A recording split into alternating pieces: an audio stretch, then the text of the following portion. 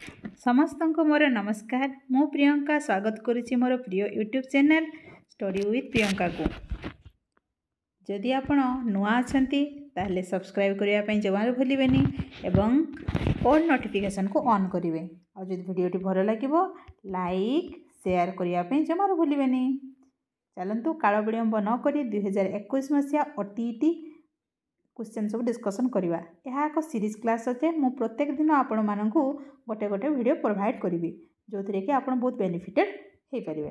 चलतु स्टार्ट करवा। Question number 1 को जीवा। जन्मरु कैशोर अवस्था मध्य बौद्धिक विकास और प्रकृत बयस को नहीं अंकित लेखचित्र आकार किपरि हेबो?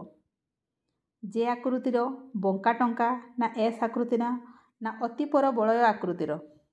आपण चिंता करंतु जेते बेले आपण जन्मरु कैशोर अवस्था को जीवे से समय आमर एज बढ़ी बढ़ी चली थाए एवं बौद्धिक विकास कमी कमी आसता है। बढ़िबो कमिबो बढ़िबो कमिबो ए आकार रे होता है। एटा कोन?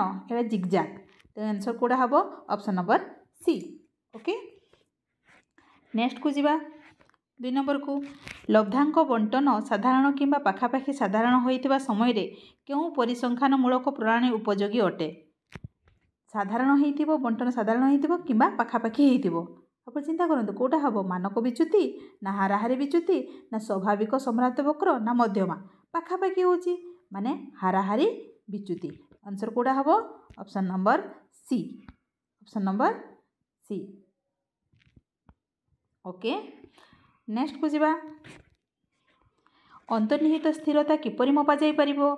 घटनावली विवरणी पद्धति ना परीक्षक पुनर्परीक्षण पद्धति ना अर्धकरण पद्धति ना कौन सी नुहे? एगुड़ा सब रिलेबल हाँ कि नहीं रिलेबिलिटी टेस्ट रो। तो एगुड़ाक देखो कौटारे हम ना एनकोडा रेकर्ड रे देखि आप पर्यवेक्षण मध्यम होता है एवं टेस्ट रिटेस्ट माने थोड़े टेस्ट करेंगे आ किसी दिन अवधि पुणी आउ थे टेस्ट करेंगे से होता है। स्प्लिट हाफ हो भांगी भांगिक जोड़ा कराए ताले अंतर्निहित स्थिरता मापिया आम कौन व्यवहार करवा? ऑब्वियसली पिला माने कोडा हबो option number C split half method. ठीक अच्छे बर्तमान नेक्स्ट को जीवा। नेक्स्ट क्वेश्चन कौन अच्छी देखंतु 4 नंबर। मिता जानिबा को चाहूची जे से एही निर्दिष्ट चाकरी रे उत्तम फल प्रदर्शन करि पारिबो कि नाही? निम्नोक्त मध्य क्यों साधनटी एथिपाई प्रयोज्य हबो बोली भाबुछ? से चाकरी करिवो। चाकरी करिले कोन सेटा ना एप्टीट्यूड टेस्ट दरकार सेठी हाँ कि नहीं? अचीवमेंट टेस्ट वर्ष शेष जो टेस्ट करा जाए कौन कौटा हम ताले एप्टीट्यूड टेस्ट आउ कुआड़े देखा नहीं आमर। ठीक अच्छे देखी देखो पिला माने करि परिबो। नेक्स्ट को जीवा। क्यों बयस रे शिशु निजर सहपाठी दल रे एक सक्रिय सदस्य होगा आरंभ करे और अभिभावक ठारू स्वाधीन होगा को चेष्टा करिଥାଏ? निज निज कथा चिंता करंतु केते बेले आमे कथा लुचै थाए आमको सांग मानक सहित मिसिया पई भल लागे एवं बापा माँ को ठारू अलगा रहा पई भल लागे माने स्वाधीन होगा पई नुहे जे भिन्न हो जिवे सेमती नुहे स्वाधीन होगा पई भल लागे। को बयस रे ना छोट बेले भल लागे कि ना कोडा हबो ना 11 रु 12 वर्ष बयस रे। ठीक अछि ओके नेक्स्ट क्वेश्चन को जीवा। केउटी एक प्रक्षेपित शिक्षण सामग्री नुहे कहिछि? भल कि देखिए क्वेश्चन भल से पढ़ा निश्चित भाव में जरूरी।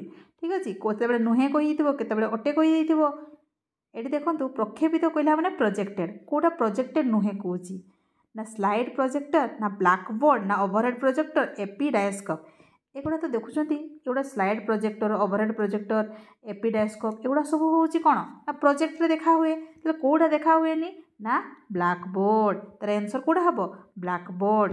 ठीक अच्छे नेक्स्ट को जीवा। केउटी पाठ्यक्रम एक प्रकार नुहे? पाठ्यक्रम एक प्रकार नुहे माने सब गुड़ा पाठ्यक्रम अंतर्भुक्त थी आ गोटे अलग थी कौटा ताले देखा? शिशु केन्द्रिक ना अंचल भित्तिक ना अभिज्ञता भित्तिक ना कर्म भित्तिक? आम तो जानी बर्तमान जो पाठपढ़ा होमर पूरा चाइल्ड सेंटर हो तेणुक एटा तो निश्चित भाव में कि नहीं तार किसी अंचल पिला माने पाठ साठ जानी ना किसी अंचल जानी अंचल भित्तिक भी हो पार पाठ्यक्रम हाँ कि नहीं? तार अभिज्ञता भित्तिक तो रही कर्म भित्तिकता कौन काम अनुसार कौन हम कि ताले आंसर कोटा हम एक्टिविटी सेंटर। ठीक अच्छे नेक्स्ट को जीवा। निम्नलिखित केउटी ज्ञान संगठन शिक्षणर नियम नुहे ज्ञान संगठन शिक्षणर नियम नुहे देखंतु गोटे निश्चित भाव नेगेटिव थी भल कर देखिले आपण मैंने जानीपर शिक्षार्थी मैंने निज निमंते ज्ञान संगठन करिथांती ना शिक्षण एक ज्ञान संगठन प्रक्रिया ना शिक्षण एक सामाजिक क्रिया कार्य ना हूँ शिक्षक श्रेणी कक्ष कौन समस्यार समाधान रे उपनीत होगा निमंते चेष्टा करता। अच्छा देखो ये सबू कथा शिक्षण शिक्षण शिक्षण शिक्षार्थी रहा ये शिक्षक कथा कौटी आसला तेणुक आंसर कौटा हम ऑप्शन नंबर डी ठीक अच्छे भल भाव देखिले आपण मैंने जानीपर 9 को जा क्वेश्चन नंबर 9 को व्यक्तिगत दक्षता को सर्वदा समान और निर्भुल भाव मापी पारुथिबा परीक्षणर गुण को कौन कहा जाए आप गोटे जानते निर्भुल भाव में आउ समान भाव में मापुवा परीक्षण को आम कौन गुण को कौन कहा जाए कहतु ना कौन हो पार निर्भुल भाव में जोटी कंसिस्टेंसी थी से कौन करवा कंसिस्टेंसी मेजर रे रिलेबिलिटी बा विश्वसनीयता कौन विश्वसनीयता आंसर कौटा हम ऑप्शन नंबर बी ठीक अच्छे। नेक्स्ट क्वेश्चन को जीवा 9 नंबर गला 10 नंबर को जीवा जीवकोश गुड़िकर बहुगुणित होगा ही वृद्धि जहाँकि उच्चता और ओजन वृद्धि को बुझाई थाए मात्र विकास प्राणी मध्य समुदाय परिवर्तन को सूचाई थाए ये उक्ति किए कही गुड़ाक मन रखापी पड़ो देखो ये फ्री प्रांक कथा कही तेणुक मन रखिए प्रांक कही ठीक अच्छे ओके हाँ। नेक्स्ट क्वेश्चन को जीवा ऑप्शन नंबर 11 को जीवा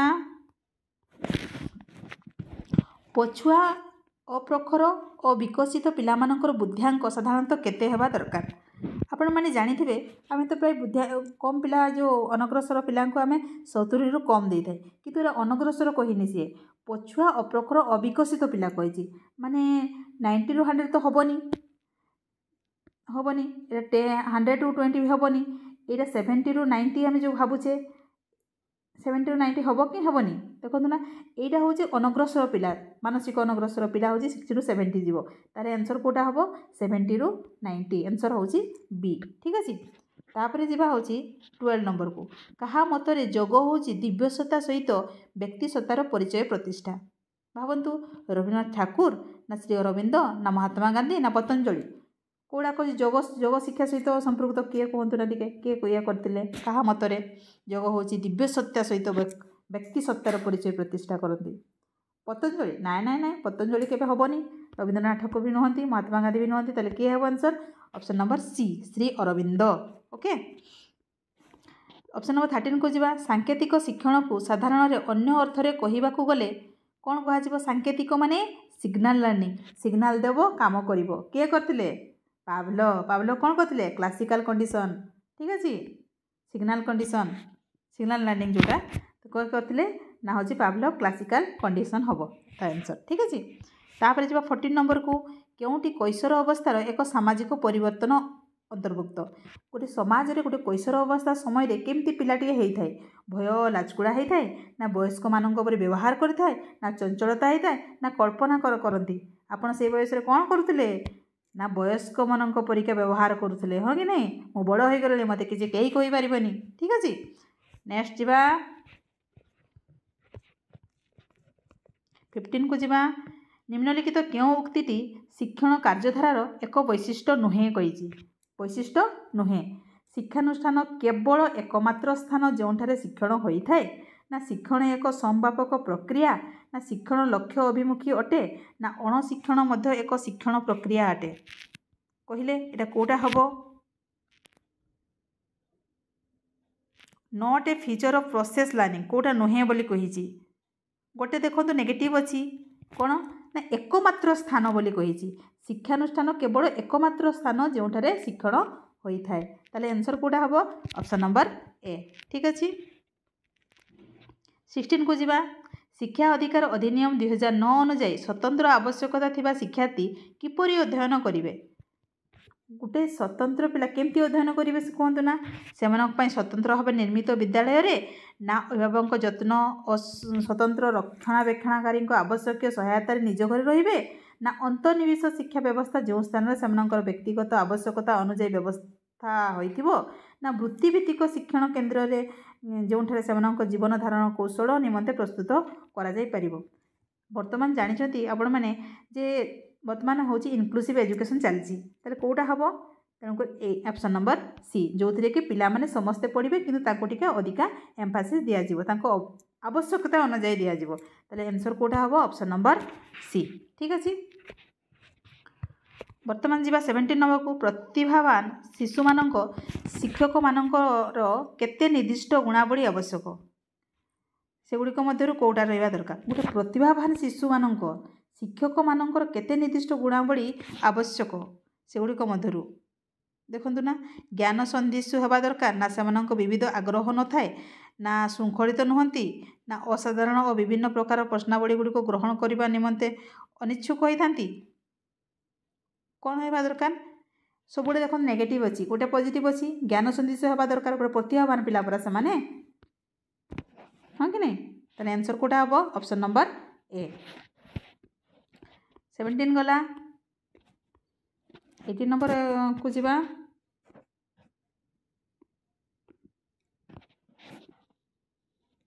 ଏ ପ୍ରଗତିଶୀଳ ବିଦ୍ୟାଳୟ ପାଠ୍ୟକ୍ରମର ଯୋଜନା ଏପରି ଉପାୟରେ ହେବା ଉଚିତ। ଗୋଟେ ପ୍ରଗତିଶୀଳ ବିଦ୍ୟାଳୟର ଏମିତି ବିଦ୍ୟାଳୟ, ସେ ପ୍ରଗତିଶୀଳ ବିଦ୍ୟାଳୟ କଥା କହିଛି, ପ୍ରୋଗ୍ରେସିଭ୍ ସ୍କୁଲ କଥା କୁହାଯାଇଛି। ତାହେଲେ କ'ଣ ହେବା ଉଚିତ? ପୁଅ ଝିଅମାନଙ୍କ ପାଇଁ ଭିନ୍ନ ପ୍ରକାର ପାଠ୍ୟକ୍ରମ ହେବା ଉଚିତ କି? ନା ବୁଦ୍ଧିମାନ ପିଲାମାନେ ସାଧାରଣ ପିଲାଙ୍କ ସହ ମିଶିବା ପାଇଁ ଅନୁମତି ପାଉନଥିବେ କି? ନା ଶୈଶବରୁ ନିଜ ପସନ୍ଦ ଅନୁଯାୟୀ ବିଷୟ ବାଛିବାର ସ୍ୱାଧୀନତା ଥିବା ଦରକାର କି? ନା ପାଠ୍ୟକ୍ରମଟି ନମନୀୟ ଓ ଉନ୍ନତ ସହଶିକ୍ଷକ କାର୍ଯ୍ୟକ୍ରମକୁ ନେଇ ହୋଇଥିବ? ଚିନ୍ତା କରନ୍ତୁ, ପୁଅ ଝିଅମାନଙ୍କ ଭିନ୍ନ ଭିନ୍ନ ରହିବ କି? ବୁଦ୍ଧିମାନ ପାଇଁ ଅଲଗା, ସାଧାରଣ ପିଲାମାନଙ୍କ ପାଇଁ ଅଲଗା ରହିବ କି? ନା ଏଇଟା ନେଗେଟିଭ୍, ଏଇଟା କଟିଗଲା। ନା ଶୈଶବକୁ ନିଜ ପସନ୍ଦ ଅନୁଯାୟୀ ବିଷୟ ବାଛିବାରେ ସ୍ୱାଧୀନତା ଥିବା ଦରକାର କି? ନା ଶୈଶବ କାଳରୁ କ'ଣ ନିଜେ ପସନ୍ଦ କରିକି ସେ ପଢ଼ିବେ କି? କେଉଁଟା ଦରକାର ସେମାନେ କେମିତି ଜାଣିବେ ଯେ ହେଉଛି କେଉଁଟା ଦରକାର ମୋ ପାଇଁ କି କେଉଁଟା ନୁହେଁ? ତେଣୁକରି କେଉଁଟା ଆନ୍ସର୍ ହେବ? Option number D. ପାଠ୍ୟକ୍ରମଟି ନମନୀୟ ହେବା ଦରକାର, ଉନ୍ନତ ସହଶୈକ୍ଷିକ ହେବା ଦରକାର, କାର୍ଯ୍ୟକ୍ରମ ନେଇ ହେଇଥିବା ଦରକାର। ବୁଝିପାରିଲେ ନା? ଏଲିମିନେଟ୍ କରିବେ, ସବୁ ଜିନିଷକୁ ଏଲିମିନେଟ୍ କଲେ ଯାଇ ଆପଣ ଗୋଟେ ଆନ୍ସର୍କୁ ପାଇପାରିବେ। ଠିକ୍ ଅଛି। 19 ନମ୍ବରକୁ ଯିବା। WK ମତରେ ନୈତିକ ପରିପକ୍ୱତା ସାଧାରଣତଃ କେମିତି ହେବା ଦରକାର? ଗୋଟେ ନୈତିକ ଜ୍ଞାନ କେମିତି ହେବା ଦରକାର ଦେଖନ୍ତୁ। ନିଃସ୍ୱାର୍ଥପରତା, ଯୁକ୍ତିବାଦିତା, ନା ସ୍ୱାୟତ୍ତତା ଓ ବିବିଧତା, ନା ଦଣ୍ଡ ଦେବା ଓ ଆଦେଶ ମାନିବା? ଏଇଟା ତ କେବେ ବି ହେଇନଥିବ। ସାମାଜିକ ଓ ବ୍ୟକ୍ତିକେନ୍ଦ୍ରିକ ହେବା ଦରକାର, ସ୍ୱାୟତ୍ତତା ବିଭିନ୍ନତା ହେବ କି?